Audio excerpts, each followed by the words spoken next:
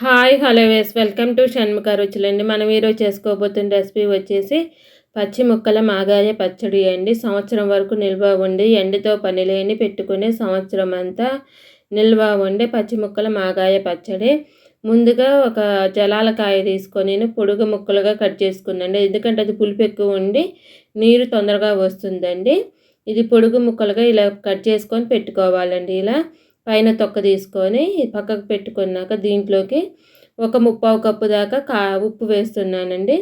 ఎందుకని నేను తీసుకునేది ఒక కాయ అండి, అందుకని ఒక ముప్పావు కప్పు ఉప్పు, ఒక కప్పు దాకా కారము, ఒక కప్పు దాకా కారం తీసుకున్నాక వేయించి పెట్టుకున్న మెంతి పొడి ఒక 1 టీ స్పూను 1 టీ స్పూన్ మెంతి పొడి వేసుకున్నాక ఒక పావు టీ స్పూన్ పసుపు వేసుకొని అంతా పట్టేటట్టు బాగా కలుపుకోవాలండి. ఒక గరిటె తీసుకొని దీంతో ఉప్పు, కారము, పసుపు వేసుకున్న మెంతిపిండి అంతా పట్టేటట్టు బాగా కలుపుకున్నాక ఇది పక్కకు పెట్టుకొని అంతా పట్టేటట్టు బాగా కలుపుకొని ఇది పక్కకు పెట్టుకొని స్టవ్ ఆన్ చేసుకొని ప్యాన్ పెట్టుకోవాలండి. ప్యాన్ పెట్టుకొని దీంట్లోకి 1 కప్పు దాకా ఆయిల్ వేస్తున్నానండి. శనగ నూనె తీసుకున్నానండి. మేము సంవత్సరం అంతా నిల్వ ఉండే పచ్చి ముక్కల మాగాయ పచ్చడికి ఎంతో టేస్టీగా ఉంటుందండి. ఓకే, దీంట్లోకి 1 టీ స్పూన్ దాకా మెంతులు వేసుకోవాలండి. నేను తీసుకున్న మెజర్మెంట్కి 1 టీ స్పూన్ తీసుకున్నానండి. మీరు ఇంకా కావాలండి ఇంకెక్కువైనా వేసుకోవచ్చండి.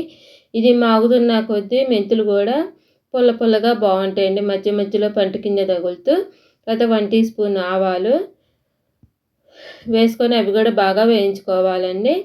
మీకు ఇక్కడ నేను జీలకర్ర వేయలేదు, మీకు కావాలంటే వేసుకోవచ్చండి, అది ఆప్షనల్ అండి. అయితే ఒక 4 ఎండుమిరపకాయలు కూడా వేసానండి. అవి వేగాక అవి ఒకసారి వేయించుకోవాలండి. అవి వేగిన తర్వాత ఇంగువ వేసుకోవాలండి. ఇంగువ కూడా వేసుకున్నాక స్టవ్ ఆపుకోవాలండి. ఇది సంవత్సరం వరకైనా నిల్వ ఉంటుందండి ఈ పచ్చడి, పచ్చి ముక్కల మాగాయ పచ్చడి. ఊరుతున్న కొద్దీ ఇంకా టేస్టీగా ఉంటుందండి, పుల్ల పుల్లగా బాగుంటుందండి. ఇంగువ వేసాక ఒకసారి బాగా కలుపుకొని స్టవ్ ఆపేసుకొని ఈ తాలింపునంతా తీసుకొచ్చి ఈ పచ్చట్లో వేసుకోవాలండి. ఈ మాగాయ పచ్చట్లో ముక్కల్లో వేసుకొని బాగా నూనె అంతా బాగా పట్టేటట్టు బాగా కలుపుకోవాలండి. ఇది అన్నంలోకి బాగుంటుందండి. అన్నంలోకే కదండి, ఉప్మాలోకి, బియ్యపు రవ్వ ఉప్మాలోకి, బొంబాయి రవ్వ ఉప్మాలోకి, గోధుమ రవ్వ ఉప్మాలోకి ఎందులోకైనా టేస్టీగా ఉంటుందండి. అట్టులోకి కూడా చాలా బాగుంటుందండి. ఎందులోకైనా టేస్టీగా వండి ఈ పచ్చి ముక్కల మాగాయ పచ్చడి రెడీ అయిపోయిందండి. సంవత్సరం పైన ఉండే పచ్చి ముక్కల మాగాయ పచ్చడి అండి. సూపర్ టేస్టీగా ఉంటుందండి. అందరూ కూడా మా వీడియోని చూసి తప్పకుండా ఒక్కసారి ట్రై చేయండి. ఎంతో టేస్టీగా ఉండే సంవత్సరం వరకు నిల్వ ఉండే పచ్చి ముక్కల మాగాయ పచ్చడి ready. Please subscribe and like చేయండి. Thank you for watching.